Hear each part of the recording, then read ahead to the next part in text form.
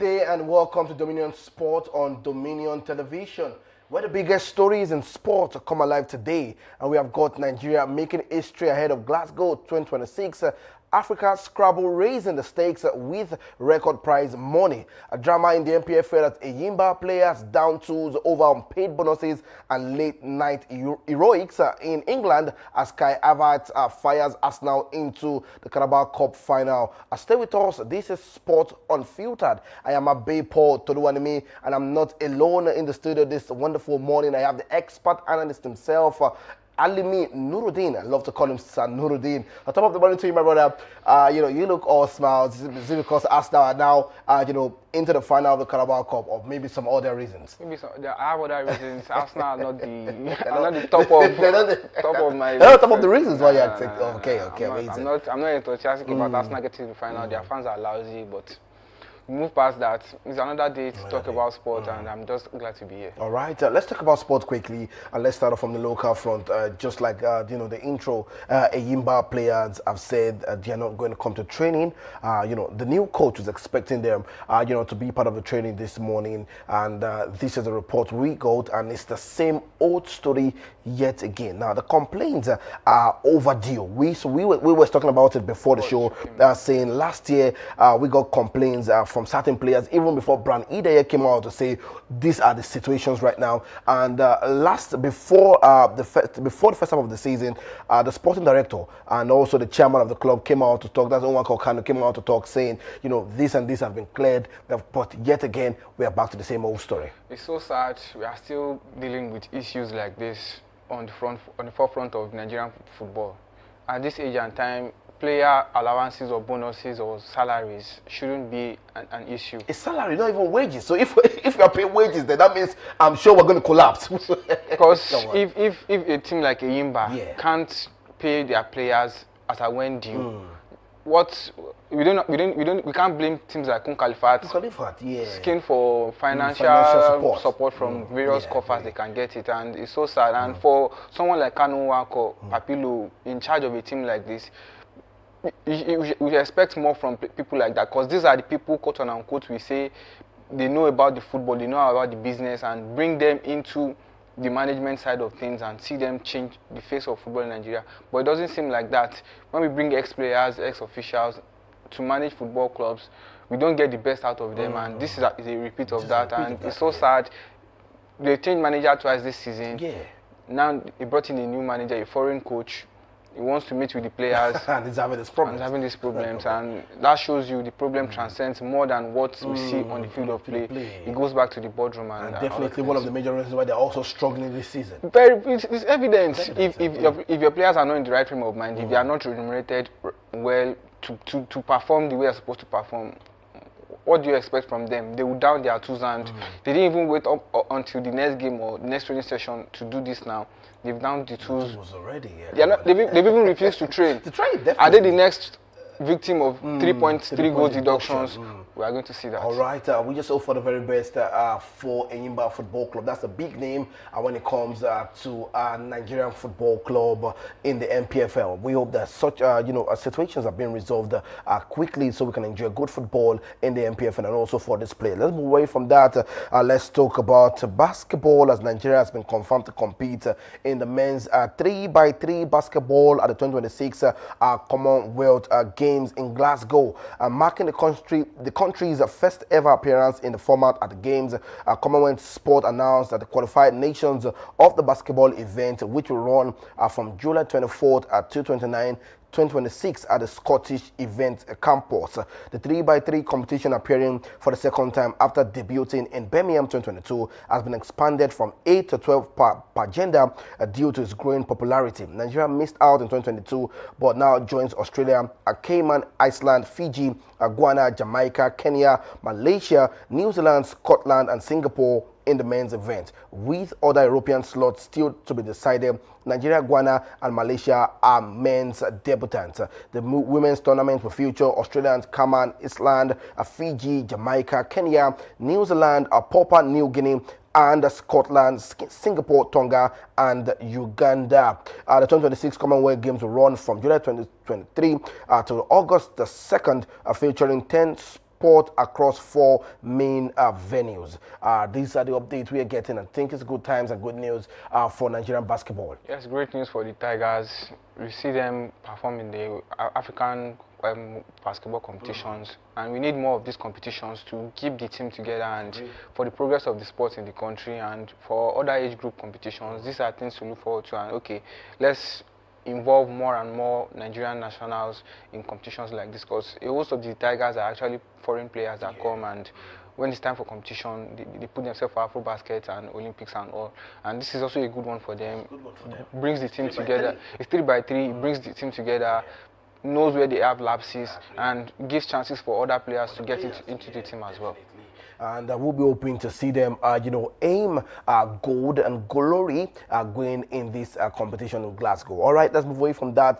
Let's talk the Aquatic Federation as the balls are arms on the grassroots development. The president of Nigeria Aquatic Federation, Chamberlain Danko, has unveiled a comprehensive lineup of grassroots initiative alongside the Federation national swimming programs and competition scheduled for 2026, reaffirming its commitment to grassroots development and long-term growth of the sport. The announcement was made on Monday during a press briefing at the Media Center Package A, National Stadium, Abuja.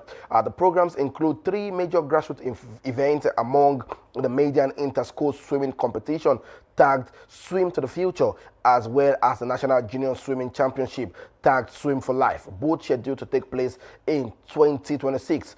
Swim to the Future will be held in Abuja on March the 7th before the activities move for Lagos for the inter-school swimming competition from March 25th to the 27th, followed by the National Junior Swimming Championship tagged Swim for Life from the April 2nd to the 4th. We have taken deliberate and strategic decision. The future of our sport must be built from the grassroots. We have been talking about grassroots development since last week. Here's another one coming from the aquatic side of things. Seems to be good times for grassroots in sports in Nigeria, but the issue is not making announcements like this and coming out with the charade and the press conferences of this world.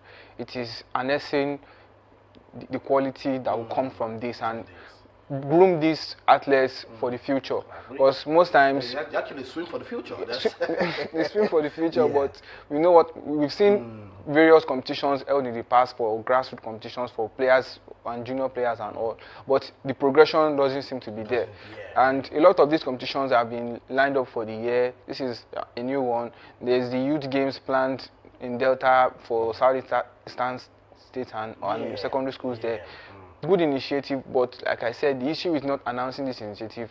It is getting the right equipment in place, grooming, picking out the standard performance from this competition and getting them ready for bigger stage, because without the help of the government and initiative like this, we won't get to identify talents and people or players that can bring favors or bring glory for the country. So if you organize competitions like this, yes, are the conditions and facilities to prosecute these competitions, are they in place?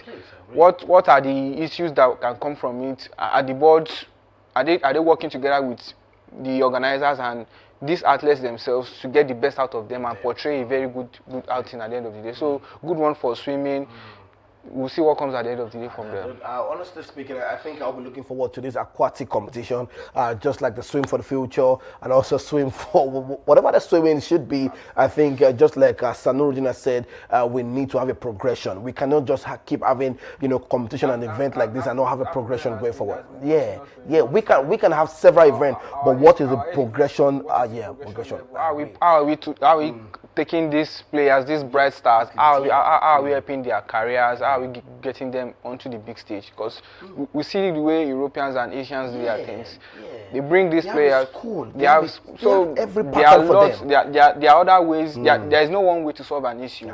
But are we doing the right steps? Have we learned from the mistakes of past years and doing things differently this time around to get a better result? Okay, let's see if we can get better results from the aquatic competition. Let's move away from that. I want to ask you, do you like Scrabble? Do you like Scrabble? Yes, I like the sport. You play Scrabble? Yes, I do. All right, we're about talking Scrabble. And African Scrabble has announced a record $35,000 prize pause for the 2026 African Scrabble Championship set to hold from October the 21st till the 25th in Monrovia, Liberia, making the first time Liberia will host the event. The winner will take home $10,000, the highest ever in the competition history, with cash reward extended to top 20 finishers. A major reform from the past editions. Registration fees remain unchanged to encourage participation, while the top 3 players will receive special design trophies. Organizers will also confirm the largest ever tournament budget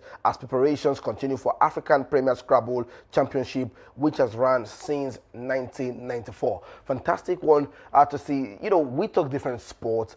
This is Scrabble also. Yes. Massive competition and a big pay rise in this competition to encourage, you know, those who would be, you know, competing for this. Yes, Scrabble is a very beautiful game. You learn words from it, and that's one of the reasons why I think for me it's brain tasking. Yes, that is why I enjoy. That's why I enjoy it, and to encourage them with huge payouts. We see what they do in all sports. Yeah. If you want to get people to do things the right way, or come to the forefront of things, you remunerate them well. You give them the right conditions to perform, and this is taking them to the big stage and encouraging them the right way, increasing the payout, and this is an improvement from previous years and previous events they've organized. So it's a good one, and for the world of Scrabble, this is something people should look forward to, because it's on the African stage. Yeah, this is not national again. It is continental. Yeah. So it's going to be good for people that would want to participate and check more information about it. I want to ask you, would you like to register? Because now, you know, they say registration is open. Would you like to register? So maybe the $10,000, you know, you bring it back to the team and we enjoy the $10,000 together. That's I'll be thinking about that. Oh, okay. Well, definitely we'll be seeing Sanuruddin in Liberia representing us and giving a major platform to Dominion Sport. I would love to see you there, honestly speaking. All right, let's talk about the victory for the Gunners yesterday. Kai Havertz, come on, you talk about one man who was down the jersey for Chelsea, was able to pick up victory and goal yesterday for the Gunners. Fantastic one. It looks like Liam Rossino had it all to do. He had a game planned out for himself, but he could not get the victory. Mikel Arteta had other plans, and Kai Havertz was able to do justice to that. Let's talk about the game yesterday. Fantastic one. But most Chelsea fans were complaining about the setup that he had to put up together against Arsenal. For you, was it so much to do, or what did not tick well for Liam Rossino? I don't seem to understand Liam Rossino yet, because let's see that I spoke about him switching players and personnel to prosecute games. We don't know who's going to start. We don't know who's going to sit. Yesterday, he had Palmer on the bench. I expected him to put Palmer in because I feel Palmer is a part of the strong. Yeah. But I'm not the coach. I wasn't part of the training. I didn't know what he saw. And he fielded the players he felt could prosecute the game for him and brought on Palmer and the likes later on. For Chelsea fans, they need to be patient. This Arteta's team have been together for 6-7 years now, grinding things together. Liam Rossino, this is the second game he's lost, and it's expected. You won't expect everybody to have the new manager bounce like Carrick and different competitions and different opponents they faced. But the teams Chelsea have played, bar Arsenal, we've seen a difference in the way they prosecute games. We've seen them against Napoli, we saw them against West Ham. They are playing well, and they shouldn't expect a miracle overnight. Yes, maybe they could have done better yesterday, fine, but it's something they can learn from to make the team better on the long run. For Arsenal, good win for them. I didn't expect Chelsea to win yesterday, actually. It's at the Emirates, Arsenal are on fire. And yesterday makes it 10 games. Chelsea have not won against Arsenal. 7 defeats and 3 draws. So that shows you the momentum is still on Arsenal's side. And for Arsenal, they were looking to get into the Carabao Cup final for the first time since 2017. So that was one of the motivations for them. And they were ahead in the first leg. And Kai Havertz, he broke Chelsea fans' hearts and put the ball in the similar side to what he did for them in Champions League. So they shouldn't cry foul about that. They let him go. He's now with Arsenal and it's doing the job for them. All right, but let's just look at some few, quick stats for Arsenal. Arsenal have now kept 20 clean sheets in 38 matches across competitions. All competitions, the same number they managed in 58 match last season. Also, you look at what's Arteta cooking. The first in Carabao Cup finalist, 8 wins from 8 in the Champions League. First in the Champions League group phase, top of the Premier League by 6 points, and still in the FA Cup. Do you see, Mikel Arteta's side this season going forward? Arsenal have been on fire this season. We've spoken about them at several stages of the competition this year. We see them in the Premier League. They are top with 7 points. They won the 8 games in Champions League group phase. They won that outrightly. In the Carabao Cup final now, they're still in the FA Cup. This side, they are cooking something very nice. Yes, Arteta, you mentioned about their clean sheets. Yes, that has been their strong point this season. They've been able to shut down their opponents. A lot of teams don't get expected goals and all those stats against Arsenal because of the way Arsenal set up, and that has been one of the advantage and disadvantage for them, because a host of times when they have too much defensive-minded players on the pitch, they don't have the creativity to turn things around for them. So you expect them to actually keep the clean sheets they have, and for them, Raya and Kepa, they've shared the spacing between the goal several times of this season. Good for them. The defense has been a little bit stable. They have Gabriel Saliba and Gabriel Magalhaes and the out of defense for them. It has worked very well for them. The centre-back pairing that has produced a lot of goals for Arsenal, scored goals from set pieces. Arsenal, they are decided to beat right now in Europe, and everybody wants to see what Arsenal is doing. But I don't think on the long run, the model Arsenal are working on is sustainable, because they rely more on set pieces and counters to get ball in the back of the net. Yes, they hold possession for most of the time in matches, but in the final third, you won't see a Victor Gyökeres or a Saka or Martin Odegaard creating that extra bit of touch to open up the defense, and that has been worrisome for Arsenal this season. They need to switch from that and learn from it and maybe move forward. But currently now, they decide to beat first in the Champions League, awaiting opponents for the playoffs. They are waiting who is going to win this night to face in the Carabao Cup final. They have the FA Cup to contend with and are leading the Premier League table with 7 points. So what a way to be! What a way! What a way! An Arsenal fan! What a way to be an Arsenal fan! Trust me, they are buzzing with so much energy already. Let's just look at some of the things that might be of worry to Arsenal this season. You talk about the injury. Merino is out injured for at least a month. Bukayo Saka also is out injured to 3 to 4 weeks with muscular injury sustained in the warm-up against Leeds United. Is going to miss the game against Chelsea. He missed the game against Chelsea already. Sunderland, Brentford, and Wigan Athletic. Do you see this as a worry, for Mikel Arteta? Because you look at last season, this was what they had to contend with. Their major key players were injured, but it looks like this season they backed it up with more key players. So it's going to affect them. You just said it now. They lost a host of players to injuries last season. That was the complaints they had. They couldn't compete. And this season, what did they do? They reinforced in almost all positions. They have, they brought in Victor Gyökeres up front to back up Jesus and Kavas, who can play in that position, and Martinelli can play in that position as well. For Saka, they have Madueke that can deputize for him. They have Trossard. They have they let Nwaneri go. That's to show you how how stacked up the squad. So for Saka injury and against teams like Brentford, Wigan, they've scaled through Chelsea without the help of Saka. And absolutely for Saka this season, he hasn't been that shining light. Yes, he's a star boy. We see him do 1 or 2 take-ons, but his stats this season are very worrisome. I think he has just 2 goals and about 4 assists, and that's a contrast from the Saka we watched last season. So I don't think that's a problem for them. And for Arteta, he has players for this position. He said Merino is out. He has Rice. He has Zubimendi. He has this Christian Nogard, who's here to feature in the Premier League for them. So Arsenal are stacked. If a player is down, another one can pick up. So for them, I don't see that as an issue. Amazing. All right, let's see how far Arsenal can go this season. Definitely, the aim this season is to win a trophy in the cabinet, and they have one leg already in the final. Can they lift the trophy? Let's talk about tonight. One funny thing tonight is the producer, of Dominion Sport is a Manchester City fan. I was speaking to her earlier. I said, do you think, your team can go on to victory? And she just smiled. She didn't say a word. I think it's all fears right now. But do you think Manchester City can go to defeat Newcastle, looking at what they did in the first leg? Yes, they can. They should do it. We expect City to scale through to the final. They are leading to even with the inconsistency of City this season. Even with the inconsistency of City this season, Newcastle has not been a great opposition this season. They've not turned out the way we expect them. They have they have Gordon. They brought in Wissa from Brentford to strengthen the attack. Votemalde. They have loads of players, area of players to display, and yet they are not seem to put out the results we expect from them. So, but the result from Newcastle has turned out perfectly for them in the the Champions League. Yes, that's the problem. for Newcastle and Spurs, Tottenham Hotspur, they have good European campaign. They have a good European campaign. Yes, they are playing well on the continent. But when it comes back to the Premier League, it's not working for them at all. And that's sad to see for them. But for City fans, they'll be licking their lips right now. Haaland is not in the form. Yes, he got an assist during the weekend. But he was going to look at this, okay, I'm playing at the Etihad today against Newcastle in a position I can find people against. Anthony Semenyo, brilliant signing for City. Yes.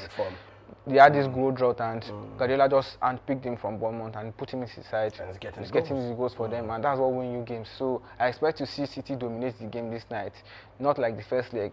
Castle had the better chances in the first leg. They even got a goal disallowed for offside, and City had to do it very late into the game to get back to it. So but today I see City marauding Newcastle from start to finish. I'm just going to ask you quickly, if you're watching us, why not drop your predictions in the comment section. Yesterday, nobody won our prize money yesterday. I only saw, I think, just 2 to 3 predictions, and it was not the correct one. Remember, the game ended 1-0. So you stand a chance again today to win something from Dominion Sports between Manchester City and Newcastle. Before we leave this conversation, your predictions, and how do you think Eddie Howe will want to set up against Pep Guardiola tonight? If he wants to turn things around, actually for Castle, they have the better chances against City in cup competitions. The only problem is Castle have not beaten City twice in the season, and Castle have won City once this season. But I don't think that's going to happen today again. But for him, he has to go physical. He has the likes of Joe Linton. Stack up the Guimaraes. Stack up the midfield. Don't give Rodri the chance to dictate things. And you give the chance for your attackers to get the space up front. City's defense is not the best in the world right now. And you have exciting players like Anthony Gordon, you have Wissa on your flank, and you have Votemade, players that can disturb any opponent's defense. They have the quality to put the ball in the back of the net for you. You have Avi Barnes. These are players that can strike the ball into the back of the net from any angle. So the first thing for their way is get the midfield on lock, put your physical players for the start of the game, and you have a chance against City tonight. All right. I'm just going to ask my producer, why not also drop your predictions in the comment section? I'm sure you will smile right now. But what do you think ahead of this game?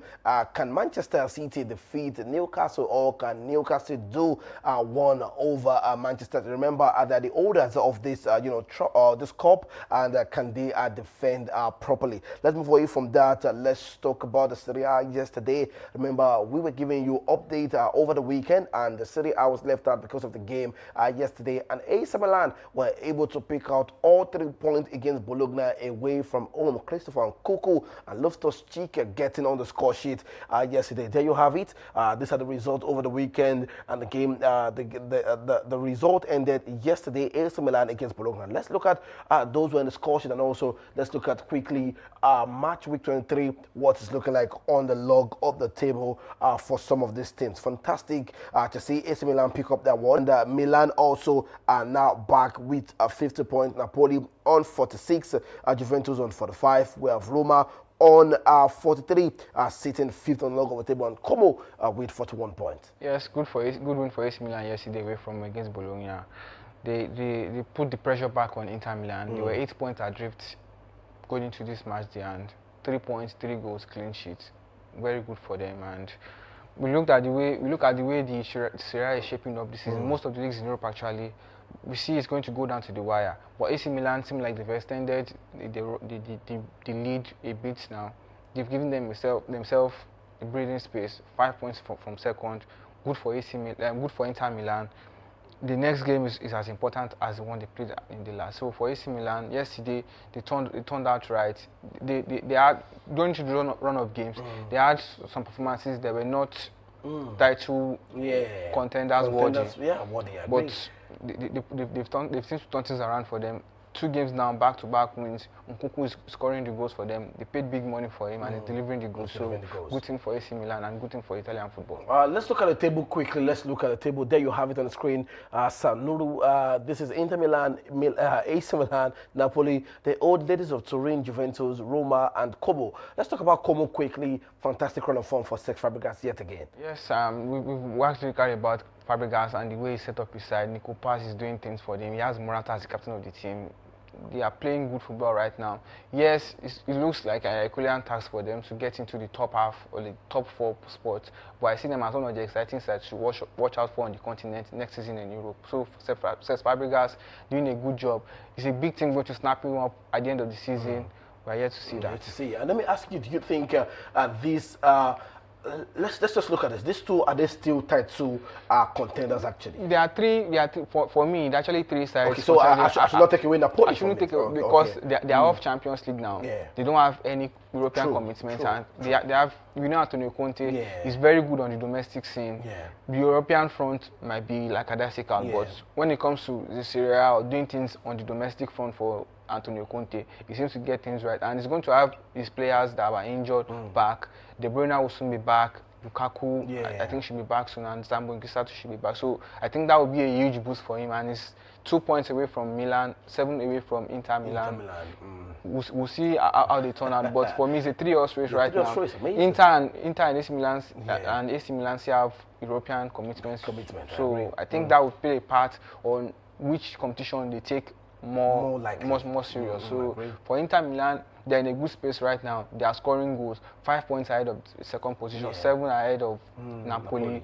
They spaced themselves out. It was about 2 or 3 points. 3 points. So they had favors from the chasing pack. Now they can rest a bit and prioritize for the games they have ahead of them. All right, that's going to be an interesting time when it comes to the Serie A right here. And you look at Inter Milan, AC Milan and Napoli are doing a battle for the 3-horse race. Let's move away from that and let's talk FC Barcelona as the big top victory right there. For your expected victory, come on, it's something you expected, From them, the Copa del Rey. I even expected more goals from them, but still, they managed to get the victory. Yamal on the score sheet again. It's the form of his life right now. He's showing people what he did last season wasn't just a fluke. It's that player to look forward to for the future, and still continuing on that path. All right, a beautiful victory for fans of FC Barcelona, and I'm sure you would be buzzing massively looking forward to the game over the weekend. We'll be here to drop that for you. But once again, a big congratulations to FC Barcelona for seeing this one through to the Copa del Rey. Taking more stories, let's just look at what's happening from the Australian scene. You say you're going to give us updates from the WTA and the ATP ranking, and looks like some teams, from athletes are not shaking up from that number. When you look at the WTA and the ATP, what's happening right here? Yes, for the WTA, we saw changes on the top 10. We have 2 mothers. That's one very exciting thing. I agree. Bencic and Svitolina, they are both mothers, and it's nice to see them on the WTA tour, and it shows how evolving the world of sport is. There are no stereotypes against nursing mothers or women that have children. They are allowed to participate, and on the big stage as well. For Swiatek, she's not dropped from the second position, even though she lost in the semis to Rybanka.